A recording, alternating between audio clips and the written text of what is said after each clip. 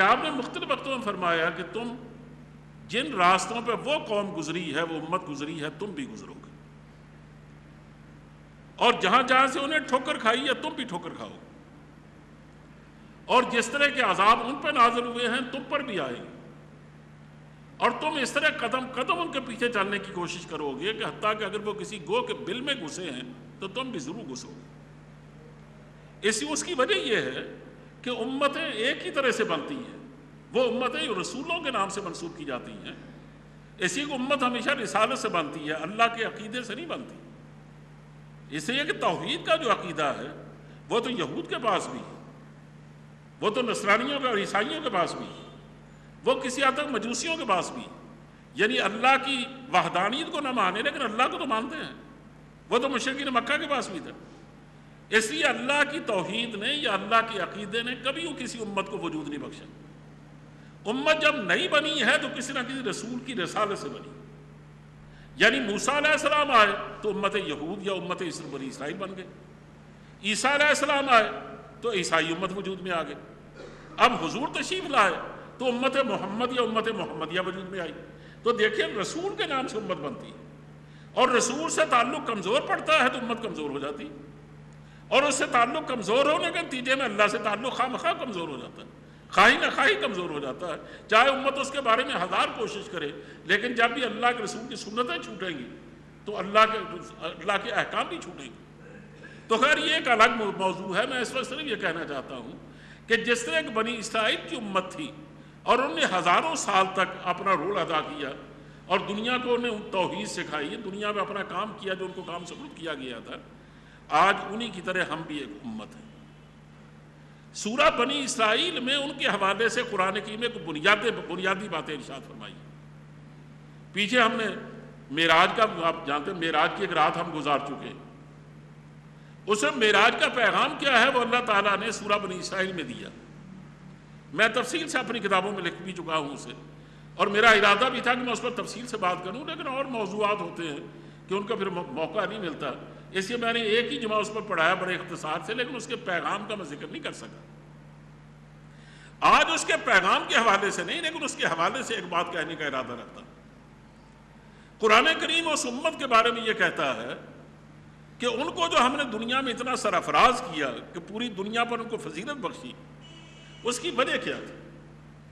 اور جب ہم نے ان کو وجود دیا تھا تو شروع میں ہی ہم نے کچھ ہدایات بھی ان کو دی تھی، اور یہ کہا تھا کہ ہماری ضمانت تمہارے ساتھ رہے گی کہ تم دنیا میں سر بلند رہو گے، لیکن شرط یہ ہے کہ جو چیز ہم تمہیں دے رہے ہیں اس کی پاسداری کرنا۔ وہ چیز کیا تھی جس نے ان کو ایک امت کی شکل دی؟ کہا وَآتَيْنَا مُوسَى الْكِتَابَ وَجَعَلْنَاهُ هُدًى لِّبَنِي إِسْرَائِيلَ أَلَّا تَتَّخِذُوا مِن دُونِي وَكِيلًا۔ یہ تین باتیں، اور یہ باتیں جو ان سے کہی گئی ہیں نا، یہ باتیں بار بار قرآن کریم میں ہم سے بھی کہی ہیں، اس لیے میں ان کے حوالے سے بات کر رہا ہوں۔ ان سے کہا ہم نے ان کو ان بنی اسرائیل کو ایک کتاب دی تھی، وَآتَيْنَا مُوسَى الْكِتَابَ، ان پر جو پیغمبر آئے تھے موسیٰ علیہ السلام تھے، ان کو ہم نے ایک کتاب دی تھی۔ یہاں الکتاب کا لفظ ہے، اور اس سے معلوم ہوتا ہے کہ تمام صحف آسمانی اس میں جمع کر دیے گئے، صرف تورات نہیں بلکہ باقی کتابیں بھی جو باقی پیغمبروں پر آئی ہیں۔ اب بائبل اسی کو کہا جاتا ہے جس میں سارے صحیفے شامل ہیں، تو یہاں الکتاب سے یاد وہی مراد ہے۔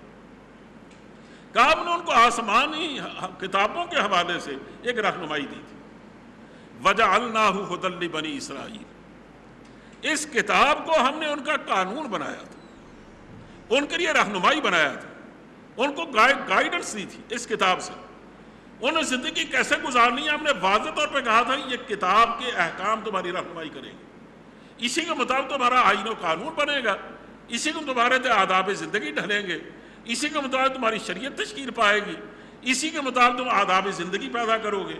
یعنی تمہاری زندگی میں جن جن باتوں کی ضرورت پڑے گی وہ موسیٰ علیہ السلام کو جو ہم نے کتاب عطا کی ہے وہ اس کتاب میں سب کچھ ہم نے رکھ دیا، اور اس کی تفصیلات وہ ظاہر ہے ہر کتاب جس پر نازل ہوتی ہے اس پیغمبر پر وہ اس کی تفصیلات ہمیشہ وہ بیان کیا کرتا ہے، جیسے نبی کریم صلی اللہ علیہ وسلم نے قرآن پاک کی تفصیلات بیان کی ہیں، تو اس طرح موسیٰ علیہ السلام نے بیان کی۔ بہرحال کہا گیا کہ یہ کتاب تمہارے لیے ہدن ہے، اور ہدن کا ترجمہ میں آپ کے سامنے کر چکا ہوں کہ یہ تمہاری ایک قانون ہے، آئین ہے، دستور ہے، تمہاری کتاب معاشرت ہے، تمہاری کتاب معیشت ہے، تمہاری کتاب زندگی ہے، تمہاری کتاب سیاست ہے، تمہاری کتاب حکومت ہے، جو ساری تمہاری ضرورتیں زندگی کی، وہ یہ کتاب تمہاری پوری کرے گی۔ یہ کتاب ہم نے تمہیں دی، اس کو ہدایت اور رہنمائی بنانا۔ تیسری بات کہ اللہ تتخذوا من دونی وکیلا، میرے سوا کسی کو وکیل نہ بنانا۔ ایک تو آپ سمجھتے ہیں کہ وکیل ہمارے یہاں جو وکالت کا پیشہ ہے جب اس کا ذکر ہو رہا ہے، وکیل اس ذات کو کہتے ہیں جس پر از اول تا آخر بھروسہ کیا جائے، جس کے سپرد اپنے معاملات کر دیے جائیں، جسے ہم کارساز کہتے ہیں۔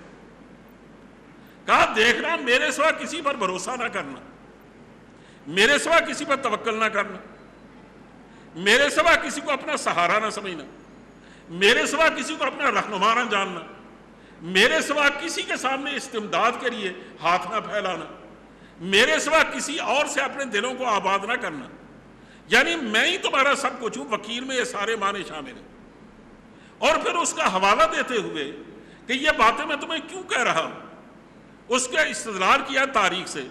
کہا ذریۃ من حملنا مع نوح، تم اصل میں اولاد ہو ان لوگوں کی جن کو ہم نے نوح علیہ السلام کے ساتھ کشتی میں اٹھایا تھا، کشتی میں سوار کیا تھا۔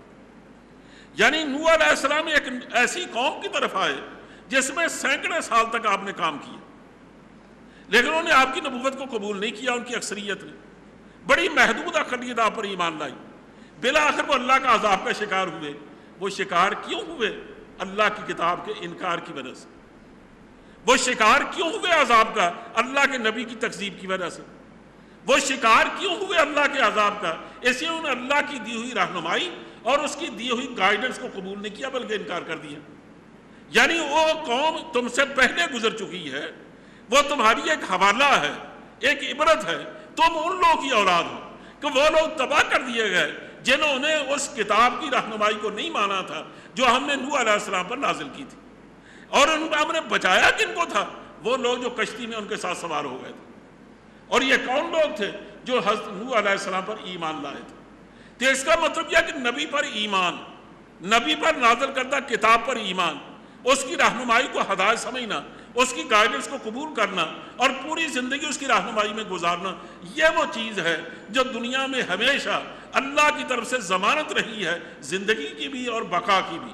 اور اگر یہ نہیں ہے تو پھر ظاہر ہے جیسے نوح علیہ السلام کی اپنی قوم کی لوگ وہ تباہ کر دیے گئے، اور وہ کسی دھوبی کا بیٹا، کسی نائی کا بیٹا، کسی موچی کا بیٹا، کوئی ان کے اپنے عزیز بھی کو دور پار کے لوگ جو ان پر ایمان لائے ان کو بچا لیا گیا۔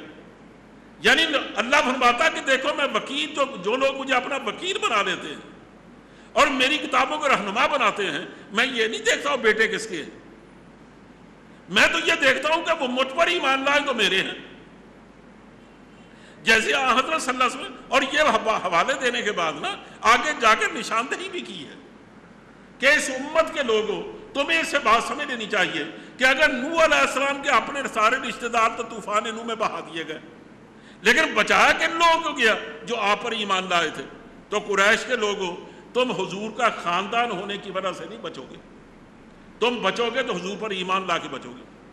یہ جو بننے والی امت ہے نا، اس میں صہیب رہنما ہوں گے جو رومی ہیں، اس میں بلال رہنما ہوں گے جو حبشی ہیں، ان میں حسن رہنما ہوں گے جو بصری ہیں، ان میں سلمان رہنما ہوں گے جو ایرانی ہیں، لیکن عتبہ، شیبہ اور ولید اور ان کے آباء و اجداد اور ان طرح کی دوسرے لوگ یہ سارے جہنم کا ایندھن ہوں گے، باوجود اس کے وہ حضور کے اپنے ہیں۔ یعنی اللہ بچائے گا کن کو؟ جو حضور کی رہنمائی کو قبول کرے گا، جو آپ کی کتاب کو مانے گا، آپ پر ایمان لائے گا، آپ کی سنت پر چلے گا۔ اور جو آپ کے پیچھے نہیں چلے گا، وہ چاہے آپ کا خون کا رشتہ کیوں نہ رکھتا ہو، وہ چاہے ابو لہب کی طرح آپ کا حقیقی چچا کیوں نہ ہو، چاہے ابو جہل کی طرح آپ کا عزیز کیوں نہ ہو، چاہے آپ کے اپنے خاندان کے لوگ کیوں نہ ہوں، وہ جہنم میں جلیں گے۔ اس لیے کہ اللہ کے یہاں کسی رشتہ داری کا اعتبار نہیں ہے، اس کے یہاں ایک رشتہ ہے اور وہ ہے عبدیت کا، اور یا وہ رشتہ ہے جو حضور کے اتباع کا۔ یہ وہ بات ہے جو بنی اسرائیل سے کہی گئی تھی کہ تمہارے بچاؤ کا ایک ہی ذریعہ ہے۔ میں پھر پلٹ کے بات کہتا ہوں کہ جو کتاب میں نے دی ہے اس کو رہنما بناؤ، مجھ پر بھروسہ رکھو، تمہیں دنیا میں مشکلات آئیں گی تو میں بچاؤں گا، کوئی اور نہیں بچائے گا۔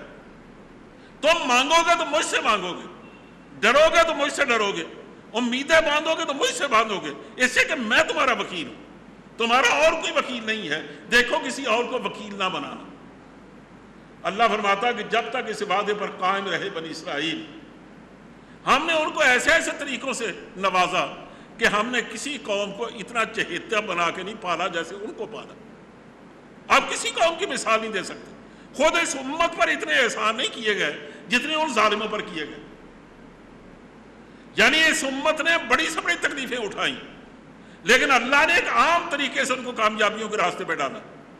لیکن دیکھیے ان کے راستے بحر قلزم حائل ہوا تو عصائے موسیٰ نے اس کو پھاڑ ڈالا۔ وہ رزق کی تنگی کا شکار ہوئے تو من و سلویٰ کا راستہ ان پر کھول دیا گیا۔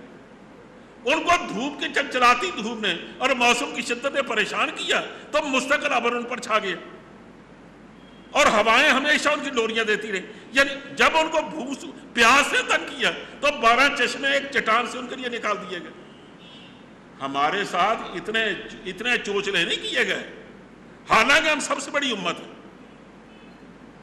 اس لیے کہ ہمارے ساتھ چوچلے اس لیے نہیں کیے گئے کہ اگر یہ چوچلوں والی امت تیار ہوگی نا تو یہ دنیا کے لیے رہنمائی نہیں دے سکے گی۔ ان کو کام بڑا سخت کرنا، جس فوج کو بڑا سخت لڑائی لڑنی ہونا اور جس کے دشمن بے شمار ہوں، ان کی ٹریننگ سب سے سخت ہوتی ہے۔ نرم ٹریننگیں ان کی ہوتی ہیں جن کو کام کوئی نہیں کرنا ہوتا۔ اور یہاں پڑتا سعودی عرب نے اپنے سپاہیاں ٹریننگ کے لیے بھیجے، وہ جیسے عادی تھے شہزادگی میں پڑے ہوئے وہ لوگ ناز و نعم میں، ان کو کہا جاتا ہے کہ صبح اتنے بجے ٹریننگ کے لیے پہنچنا ہے، وہ کہتے نہیں جی یہ تو ہمارے سونے کا وقت ہے، ہم تو اتنے بجے ناشتہ کیا کرتے ہیں، ہمارے ناشتے میں یہی ہونا چاہیے۔ کہا تم اتنی دوڑ لگاؤ کر، نہیں اتنی سخت دوڑ ہم نہیں لگا سکتے۔ شاہ فیصل کو اطلاع ہوئی، وہ سن کے پریشان ہوئے، انہوں نے کہا لحاظ مت کرو، جوتے مار مار کا دماغ سیدھا کرو۔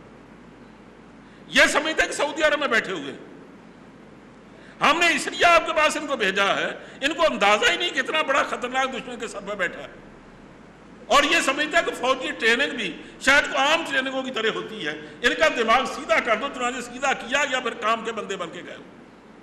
تو کہنا یہ ہے کہ جن کو بڑا کام کرنا ہوتا ہے نا، ان کو چوچلے نہیں دیے جاتے، ان کے ساتھ بہت ناز و نعم سے نہیں پالا جاتا۔ یہی وجہ ہے کہ بار بار سختیاں آئیں اس امت پر، خود نبی کریم صلی اللہ علیہ وسلم پر، حضور تک کو فرمایا گیا وَاصْبِرْ كَمَا صَبَرَ أُولُو الْعَزْمِ مِنَ الرُّسُلِ، آپ اس طرح صبر کریں جیسے عظیم رسولوں نے اس راستے میں صبر دکھایا۔ یہاں صبر کے سوا کوئی چارہ نہیں، صبر آپ کریں گے جب اس کی وہ مقدار پوری ہو جائے گی نا جو اللہ کے باتوں کو بلایا کرتی ہے، تو تم دیکھنا کامیابی کے راستے خود کھل جائیں گے۔ تو خیر یہ بھی ایک الگ موضوع ہے، میں صرف یہ کہنا چاہتا ہوں کہ امت بنی اسرائیل اس وقت تک دنیا پر ایک غالب امت کے طور پر رہی جب تک انہیں اللہ کے ان وعدوں پر یقین رکھا اور ان وعدوں کے مطابق چلتے رہے، اور ان کا رہنما اللہ کے رسول بھی تھا، اللہ کی کتاب بھی تھی، اور وہ بالکل ان طریقوں پر رواں دواں رہے جن پر ان کو موسیٰ علیہ السلام نے چلایا تھا۔ لیکن پھر ایک وقت آیا، انہوں نے شروع میں انحراف کیا، پھر انکار تک پہنچ گیا۔ ان کو توحید کا علم بردار بنایا تھا، ان کے اندر شرک آ گیا۔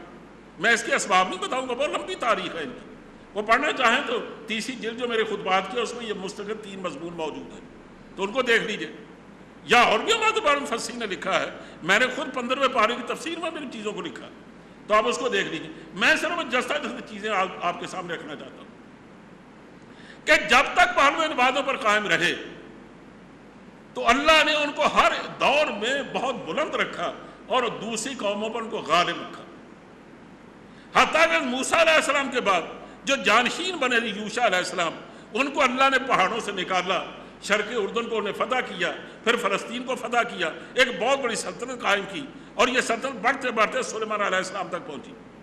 بعد اللہ نے بہت کچھ دیا انہیں، اور انہوں نے واقعتاً دنیا میں توحید کی امامت کے لیے اور علم برداری کے لیے کام بھی کیا۔ لیکن جب وہ یہ کام کرنا چھوڑ گئے، ان میں قبائلی زندگی دوبارہ آ گئی اور بٹ گئے مختلف حصوں میں، کئی ان میں لسانی فتنے اٹھے، کئی ان میں شرک کی آمیزی پیدا ہوئی، کئی ان میں خرافات پیدا ہوئی، ان میں حقوق العباد کی حق تلفی کی بیماری پیدا ہو گئی، اور ان میں شرم و حیا کم ہوتا چلا گیا. آپ کہیں بائبل کے بعض حوالے میں اس وقت نہیں دے سکتا, آپ ان کو دیکھ لیجئے, آپ کو خود اندازہ ہوگا تورات سے کہ وہ کتنی بڑی بڑی قباحتوں میں اور گمراہیوں میں مبتلا ہوگا. آخر اللہ کا عذاب آیا. میں پڑھ کے یہ بات آپ کے ذہنوں میں ڈالنا چاہتا ہوں کہ وہ سرفراز اس وقت تک رہے جب تک ان کے ہاتھوں میں تورات رہی, جب تک موسیٰ علیہ السلام کی سنت ان کی رہنما رہی, جب تک وہ اللہ کے دین کے لیے جیتے اور مرتے رہے, تو دنیا کی سب سے بڑی قوم رہے. لیکن جب انہوں نے اس کو نظر انداز کر دیا, وہ بالکل دوسرے لوگوں کو دوسرے قوموں میں گھل مل گئے اور ان کی طرح کی زندگی اختیار کی. فلسطین میں آئے تو مکمل فلسطین فنا کرنے کی بجائے ان قبیلوں کے ساتھ رہنے لگے, ان کا شرک بھی اختیار کیا, ان کی ثقافت بھی اختیار کی, ان کی تہذیب بھی اختیار کی, ان کا تمدن بھی اختیار کیا. چیختے رہے سموئیل علیہ السلام اور بعد دوسرے پیغمبر کہ تم کر کیا رہے, لیکن انہوں نے ایک نہیں سنی, حتیٰ کہ بعدوں نے اپنے نبیوں تک کو قتل کر ڈالا. آپ حیران ہوں گے کہ جب بخت نصر نے یروشلم کو تباہ کیا ہے اور ہیکل سلیمانی کی اینٹ سے اینٹ بجائی, یہ انہوں نے اس وقت بجائی ہے جب دوسری دفعہ نے حملہ کیا 10 سال کے بعد یا 7 سال کے بعد. پہلی دفعہ حملے میں اس نے ہیکل سلیمانی نہیں گرایا تھا, تو وہ ہیکل سلیمانی کو دیکھنے کے لیے نکلا نا, تو ایک جگہ اس نے دیکھا کہ تیر کا نشان دیا ہوا ایک طرف کوئی اشارہ کر رہا اور سرخ نشان لگے ہوئے. تو وہ جو اس کے ساتھ امت یہود کے علماء تھے, اس نے پوچھا کہ یہ نشان کس بات کا ہے, یہ کیا بتانا چاہتے ہیں؟ انہوں نے کہا جناب آپ کو کیا بتائیں, یہ نشان جس جگہ کی طرف اشارہ کر رہا ہے نا, یہ ہماری قربان گاہ, ہماری سب سے مقدس جگہ. ہم نے حضرت زکریا کو اس جگہ پر قربان کیا تھا. وہ اللہ کے نبی تھے. ایک وہ زکریا ہیں جو سورہ مریم میں ہے, وہ نہیں, یہ اور زکریا ہے. ان کو کہا ہم نے یہاں اس قربان گاہ میں سوری پہ چڑھا بلکہ آرے سے چیٹ ڈالا تھا, یہ اس کا نشان ہے.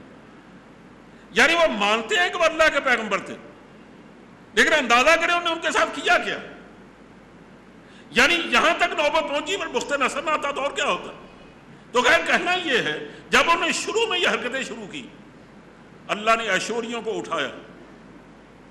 اس کا طریقہ یہ ہے کہ باسنا علیکم عباد اللہ نہ اولی باس شدید, کہ وہ جب کسی قوم کو پر عذاب بھیجتا ہے نا, تو کبھی تو ہے نا کہ آسمان کی بجلیوں کو حرکت دیتا ہے, کبھی بادلوں پر آگ برساتا ہے, کبھی زمین پھٹ جاتی, لیکن کبھی ایسا ہوتا ہے کہ کسی ظالم حکمران کے دل میں بات ڈالتا ہے کہ تم ان پر ظلم توڑو اور تم ان کے علاقے کو فتح کر لو.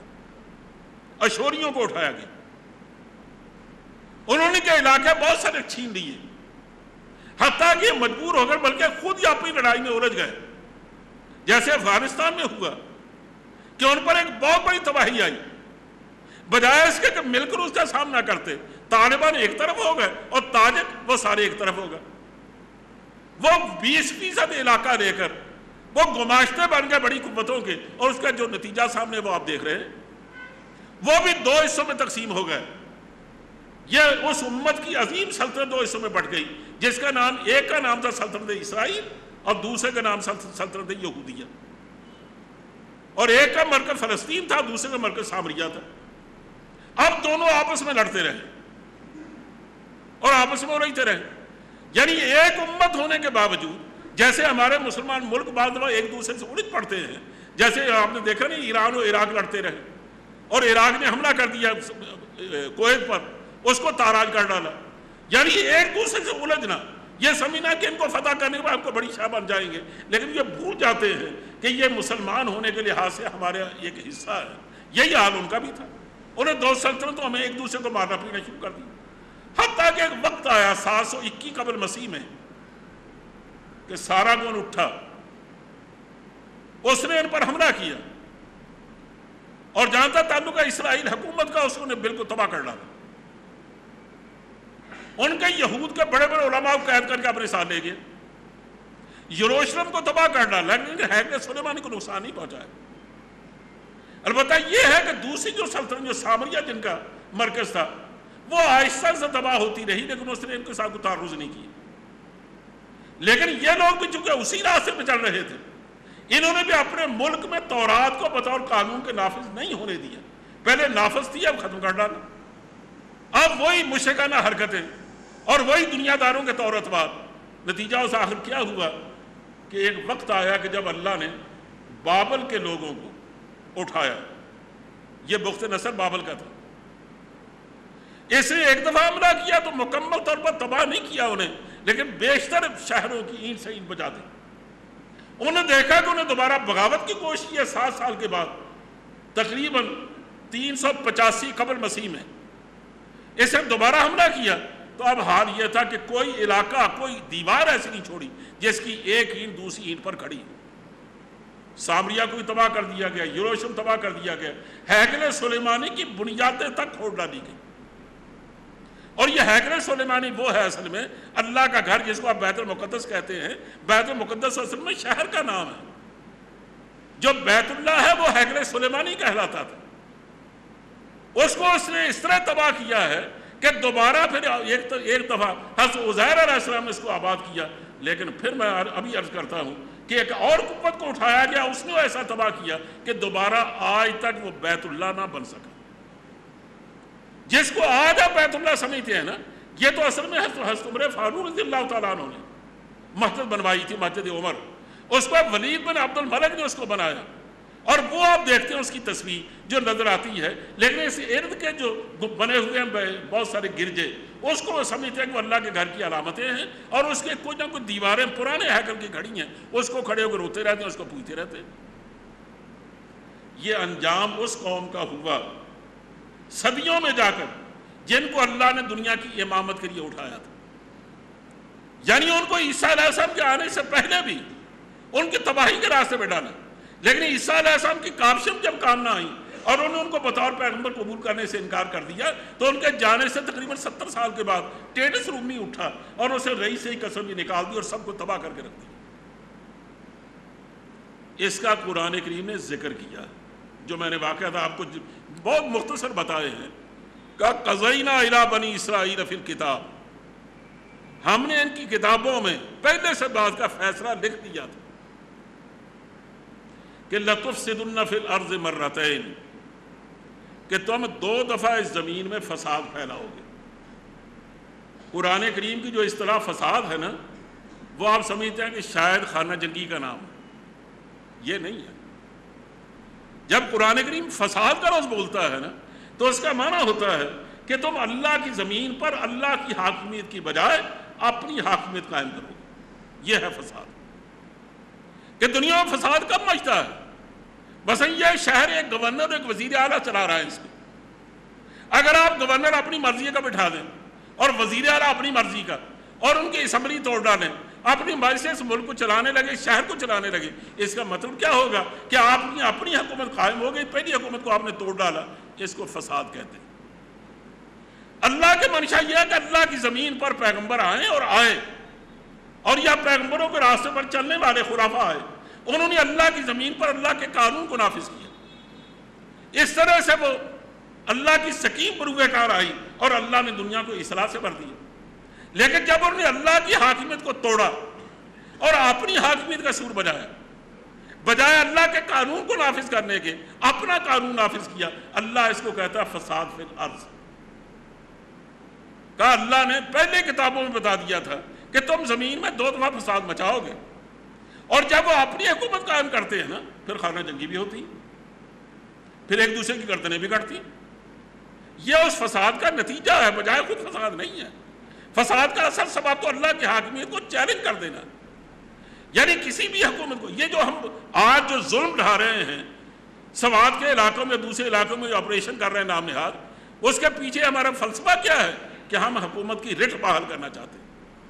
یہ رٹ کیا ہے کہ اس کی حکومت اور حاکمیت کو اور اس کی سپرمیسی کو خطرہ پیدا ہو گیا ہے, اور کچھ لوگ یہ سمجھتے ہیں کہ اپنی مرضی چلائیں. ہم ان کی مرضی نہیں چلنے دیں گے, حکومت کی مرضی چلائیں, ہم اپنا آئین نافذ کریں گے. اسی کی تو ساری لڑائی ہوتی ہے ہر ملک میں. اور جھگڑا کس بات کا؟ اللہ کہتا ہے کہ ہماری لڑائی بھی تم سے یہی ہے کہ ہمارے پیغمبر تمہیں یہ سمجھانے کے لیے آتے ہیں, بتاؤ زمین کس کی ہے, بتاؤ کھاتے کس کا ہو, پیتے کس کا ہو, تمہیں پیدا کس نے کیا, تمہیں رزق کون دیتا ہے, تمہیں موت کون دیتا ہے, تمہیں زندگی کی آسائشیں کس نے مہیا کی ہے, غضب خدا کا, کھاتے خدا کا ہو, اور ناچتے کسی اور کے کھونٹے پر ہو. زبان اس نے دی ہے، چلتی کسی اور کے لیے. آنکھ کی بینائی اس نے بخشی ہے، دیکھتی کسی اور کے لیے. کہ میں خیال ہوں کسی اور کا، مجھے سوچتا کوئی اور ہے. یہ ہماری ساری ہر امت یہی کچھ حرکت کرتی رہی کہ دیا مجھے وجود اللہ نے، اور یہ وجود خرچ کہاں ہو رہا ہے؟ غیر اللہ کے لیے. اللہ یعنی رحمان نے یہ سب کچھ عطا کیا، اور ہم بندگی اس کی کرنی میں شیطان کی بندگی کر رہے ہیں. کہا جب تم نے یہ فساد فی الارض کیا، اور کہا تم 2 دفعہ ایسا کرو گے، ہم دونوں دفعے تمہیں سزا دیں گے. چنانچہ پہلے ان کو پٹوایا رومیوں سے، بلکہ بابر والوں سے یا اشوریوں سے. اس کے بعد اٹھایا ان کو پٹوایا رومیوں سے. کہا یہ 2 دفعے انہوں نے یہ حرکتیں کی، دونوں دفعے اللہ کا عذاب برسا. ان واقعات کو ذکر کرنے کے بعد فرمایا کہ جب ہم نے عیسیٰ علیہ السلام کو بھیجا تو یہود کے پاس سنبھل جانے کا ایک موقع تھا، لیکن وہ ضائع کر دیا. پھر ان پر عذاب آیا. اب ان کے پاس آخری موقع ہے کہ ہم نے محمد کریم صلی اللہ علیہ وسلم کو بھیجا. وہ اگر ان پر ایمان لے آئیں تو اب ان کی تاریخ یہود کی تاریخ نہیں بلکہ اسلام کی تاریخ ہوگی. وہ جن حالات سے بھی گزریں گے وہ مسلمانوں کی تاریخ ہوگی. یعنی پہلے کھیڑ سے وہ نجات پا جائیں گے. وہ پہلے جو کچھ ان کے ساتھ ہوا ان کی ناقص و فراموشی سے ہوا. اب ان کے ساتھ جو کچھ ہوگا وہ ظاہر جو اللہ نے وعدے کیا اسلام کے حوالے سے مسلمانوں کے ساتھ وہ سارے ان کو میسر آئیں گے. اب اگر وہ بچنا چاہتے ہیں تو حضور پر ایمان لے آئیں. لیکن جب انہیں ایمان لانے سے انکار کر دیا تو سب سے پہلے بنو نذیر کو نکالا گیا مدینے سے، کیونکہ یہ اس وقت 3 قبیلوں کی شکل میں مدینے میں آباد تھی یہود کی امت. پھر سب سے پہلے بنو قینقاع کو نکالا گیا، پھر بنو نذیر کو نکالا گیا. لیکن بار بار حضور نے ان کو موقع دیا کہ اب بھی سمجھ جاؤ. وہ پھر بھی بات نہیں آیا تو بنو قریظہ کے سارے لوگوں کو قتل کر دیا گیا، کیونکہ انہوں نے مسلمانوں کے ساتھ جو کچھ کرنا چاہا تھا اور جو ہے شکنی کی جو اتنی خطرناک تھی کہ اگر اللہ مدد نہ کرتا کوئی مسلمان زندہ نہ رہتا. اور 3 دفعہ انہیں حضور کو قتل کرنے کی کوشش کی تو حکم آیا اب ان کو تہہ تہہ کر دو. یہ انجام ہوا ان لوگوں کا جن لوگوں نے حضور پر ایمان لانے سے انکار کیا. یہ ساری تاریخ بیان کرنے کے بعد یہ آیت ہے جو میں نے آپ کے سامنے پڑھی کہ مسلمانوں اب جس طرح ہم نے موسیٰ کو ایک کتاب دی تھی تمہیں قرآن دیا، تمہیں بھی ایک کتاب دی. جس طرح ہم نے ان کو کہا تھا یہ کتاب تمہیں ہدایت بنا کے دی ہے، اس طرح یہ قرآن یہدی للتی اقوم ان راہوں پر تمہیں چلاتا اور ہدایت دیتا ہے جو سب سے زیادہ مستقیم، سب سے زیادہ محفوظ اور سب سے زیادہ توانا ہے. دنیا میں کوئی اتنی محفوظ ہدایت نہیں ہے جتنی قرآن کریم کی ہدایت محفوظ ہے. میں پہلے بھی اشارتاً بعض باتیں کہتا رہا کہ یہ ایک آئین ہے عربی زبان میں. قرآن کریم ایک قانون ہے، ایک دستور ہے یہ، اور اس میں اور بھی بہت کچھ ہے. یہ ایک واحد آئین ہے جس میں آج تک امینڈمنٹ نہیں ہوئی اور نہ ہو سکتی. دنیا کا کوئی آئین آج رات کو بنتا ہے اگلے دن وزیر اعظم صاحب اس میں امینڈمنٹ کی اپیل کرتے. ہمارا 1973 کا آئین بنا، آج اگر اس کی کوئی شکل پہچاننا چاہے نہیں پہچان سکتا. ہم اتنی ترمیمیں اور امینڈمنٹ کر چکے ہیں. اسی کے انسانی کاوشیں کبھی خطا سے محفوظ نہیں ہوتی. وہ بظاہر بڑے اعتماد کے ساتھ اور بڑے بھروسے سے اور بڑے اخلاص کے ساتھ ایک آئین بال اتفاق بناتے ہیں، لیکن اگلے دن ہی محسوس ہوتا ہے کہ ہم یہاں غلطی کر گئے. ہم پوری ضرورتوں کو سمجھے نہیں، ہمارے دور کے کچھ تقاضے اور ہیں، لیکن اللہ کا دیا ہوا آئین اور قانون کمال کی بات ہے کہ وہ 1000 سال تک امت مسلمہ پر نافذ رہا. 1000 سال تک، جب تک استعماری قوت انہیں مشرق وسطیٰ اور بر صغیر کو اپنی گرفت میں نہیں دیا. اس وقت عدالتوں میں کون سا قانون چلتا تھا؟ وہی قانون شریعت. اور مسلمان کس قانون کے حوالے سے بات کرتے تھے؟ وہی قرآن و سنت. یہ نہیں وہ مسلمانوں میں نافذ رہا. یہ غلط کہتے ہیں لوگ کہ 30 سال تک نافذ رہا خلافت راشدہ کی صورت میں، اس کے بعد ناکام ہو گیا. اس کے بعد شعبے متاثر ہوئے ہیں. مثلا اسلام کا جو شعبہ حاکمیت کا ہے اور خلافت کا ہے وہ یقیناً خلافت کا نام زندہ رہا، لیکن حاکمیت اس میں ملوکیت داخل ہو گئی، اس کا ایک شعبہ متاثر ہوا. لیکن یہاں تک اس کے باقی شعبوں کا تعلق ہے. آپ مجھے بتائیے کون سا شعبہ متاثر ہوا؟ کیا نکاح طلاق بدل گئے؟ کیا عدالتوں نے اس کا حوالہ چھوڑ کر کسی اور قانون کے مطابق فیصلے کرنے شروع کر دیے؟ کیا یہ حاکمیت حکمرانوں تک غالب نہیں رہی ہے؟ یقیناً، چاہے وہ دور کسی بھی حکمران کا ہو، لیکن آہستہ آہستہ مسلمان سے نکلتا گیا اور اس کے نتیجے میں اس کو سزائیں بھی ملتی رہی۔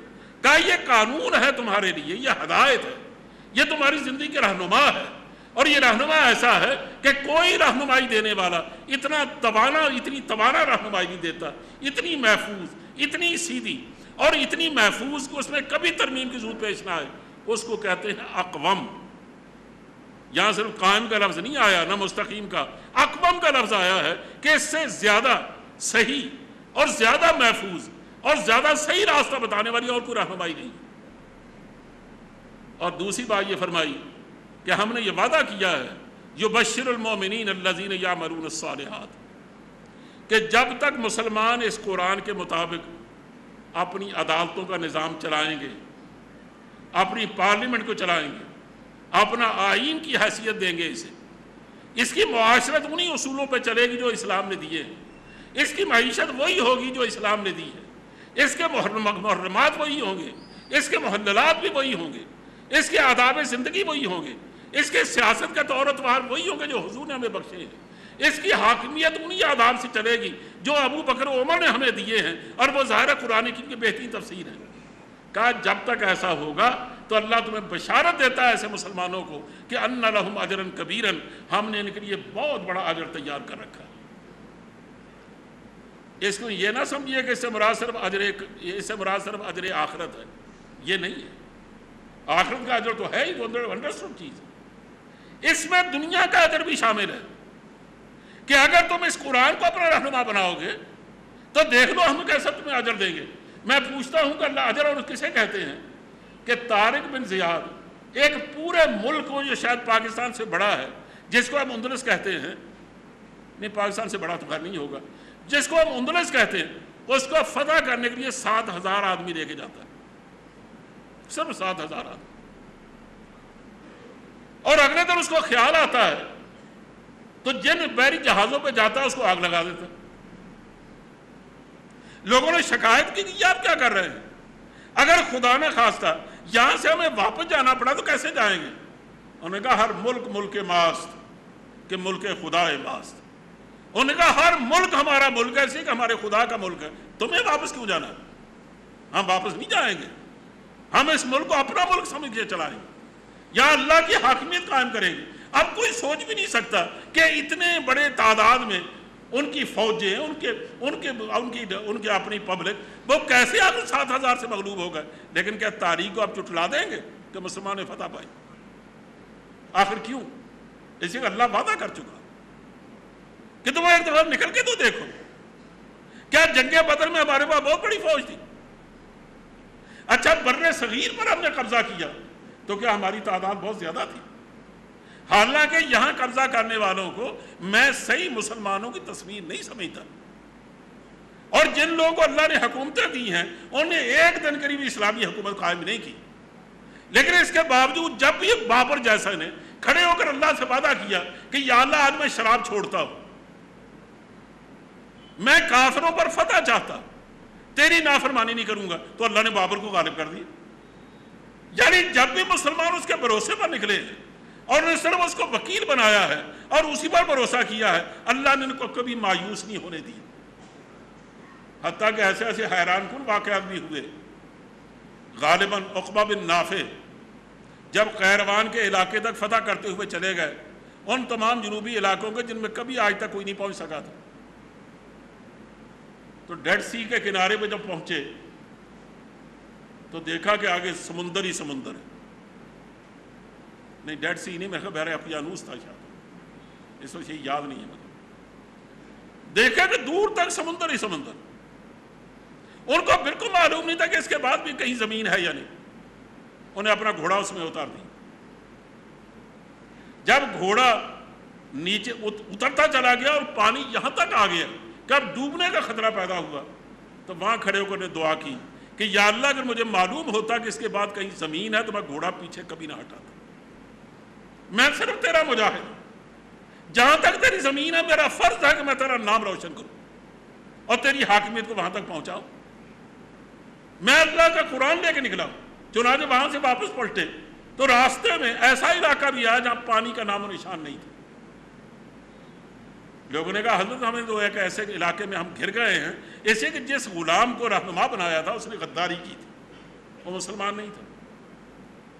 اور میں کوئی بات نہیں، اللہ اپنے بندوں کو کبھی ضائع نہیں ہونے دیتا۔ آپ نے وہیں مصلی بچھایا، 2 رکعت نماز پڑھی، اللہ سے دعا مانگی کہ یا اللہ پانی نہیں ہے کہیں، ہم کیا کریں، پانی دے ہمیں۔ جب آپ نے سلام پھیرا نا تو ان کے گھوڑے نے زمین پر کھر مارنے شروع کیے، پاؤں مارنا شروع کیے، اور میں گھوڑے کو یہاں سے ہٹاؤ اور یہاں سے کھدائی کرو۔ کھدائی کی یہ چشمہ نکلا کہ اللہ نے پانی بھیج دیا، اسے پریشان تھے نا تو۔ یعنی جب بھی مسلمان اس کے راستے میں نکلا، اس کے راستے میں چشمے بھی نکلے، اس کے راستے میں سمندر بھی پایاب ہوئے۔ مدائن کے یہ واقعات تاریخ ان کو ثابت کرتی ہے، اور ان کا انکار کرنا تاریخ پر عدم اعتماد کرنے والی بات کہ جب مدائن کے چونکہ راستے میں اپنا دجلہ حائل تھا اور وہ پوری طرح جولانی پر تھا، جب اس کے کنارے پہنچے سامنے مدائن نظر آ رہا کہ ان کا دارالخلافہ تھا، دارالحکومت تھا، اور سعد بن ابی وقاص آگے گھوڑے پر تھے۔ لوگوں نے کہا ہمیں رک جانا چاہیے، اس کی طغیانی دیکھیے، ہم سب کو بہا کے لے جائے گا۔ مسکرائے فرمان لگے اللہ کے بندوں کو کوئی نہیں بہا سکتا، تم اپنے گھوڑے اتارو اس میں۔ چنانچہ اپنے گھوڑوں سمیت اس میں اتر گئے، آپ نے دوسرے سے باتیں کرتے ہوئے موجوں سے کھیلتے ہوئے پار اتر گئے۔ اور جب مدائن کے لوگوں نے دیکھا، جو پہرے پر کھڑے تھے ان کی فوج نے دیکھا، انہوں نے کہا کہ یہ لوگ، یہ انسان ہے، انسان تو ان موجوں سے نہیں گزر سکتا۔ چنانچہ انہوں نے شور مچایا دیوا آمد، دیوا آمدن، دیوا آمدن، جن آ گئے، جن آ گئے، دوڑو یہاں سے، شہر خالی کر کے بھاگ گئے۔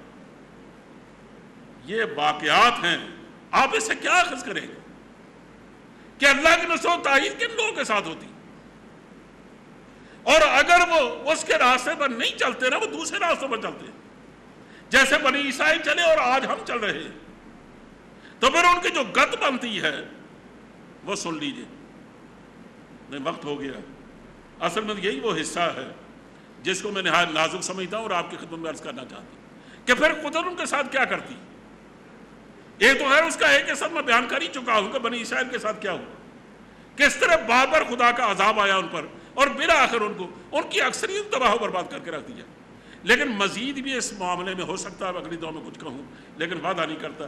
بہرحال مختصر یہ کہنا صرف یہ ہے کہ یثرب سے اب بھی گونجتی ہے یہ صدا، سنو وہ جو خدا کے ہو گئے ان کا خدا ہو، اور جو خدا کے نہیں ہوتے وہ زرداری کے ہوتے ہیں یا کسی اور کے یا امریکہ کے، وہ پھر انہی سے مانگتے ہیں، اللہ ان کو کچھ نہیں دیتا۔ ان کی بجلی بھی ختم ہو جاتی ہے، ان کے غذا کے وسائل بھی ختم ہو جاتے ہیں، وہ آپس میں لڑتے بھی ہیں، ان کے یہاں عجیب و غریب فتنے بھی اٹھتے ہیں، عجیب و غریب وحدت ایک دوسرے ٹکراتی بھی ہیں، اور ان کو کوئی نہیں سنبھال سکتا، اور ان میں زلزلے بھی آیا کرتے ہیں۔ یہ ہو سکتا ہے کہ جو میں اس کا ذکر کروں، اگر ہم اس سے بچنا چاہتے ہیں تو خدا کے لیے رمضان آ رہا ہے، ایک ہی راستہ ہے بچنے کا کہ ہم توبہ کریں اللہ سے، اور یہ توبہ کا مہینہ۔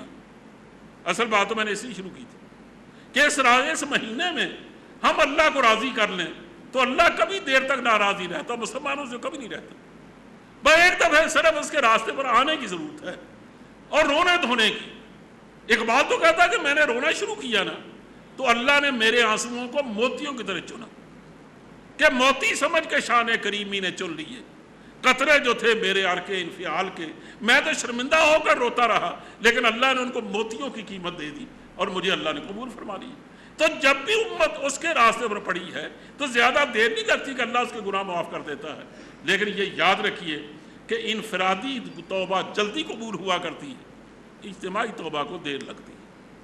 اقبال کا شعر آپ کی نظر کرتا ہوں، اسی پر بات ختم کر رہا ہوں۔ اس نے کہا کہ فطرت افراد سے اغماض بھی کرتی ہے، فطرت افراد سے اغماض بھی کر لیتی ہے مگر کرتی نہیں ملت کے گناہوں کو معاف۔ اگر پوری ملت بے حسی کا شکار ہو جائے جیسے آج ہم ہو گئے، کچھ لوگ جو چاہیں کرتے پھرے، ہم آرام سے بیٹھے، اس ملک کو بیچ دیا جائے ہمیں کوئی تکلیف نہیں.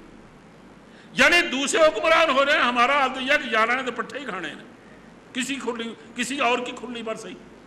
اگر تو ہم نے یہی سوچا ہے نا کہ آزادی کی کوئی قیمت نہیں ہے اور مسلمان ہونے کی بھی کوئی قیمت نہیں. مجھے وہ اپنا جوش مری آبادی یاد آیا. انہوں نے کہا تھا کہ سنو اے ساکنان ارض ہستی, اگر یہ میرے موضوع کے مطابق تو نہیں ہے پوری طرح, لیکن میں آزادی کے حوالے سے کہہ رہا ہوں کہ سنو اے ساکنان ارض ہستی, ندا یہ آ رہی ہے آسمان سے کہ آزادی کا ایک لمحہ ہے بہتر غلامی کی حیات جاویداں سے. وآخر دعوانا ان الحمدللہ.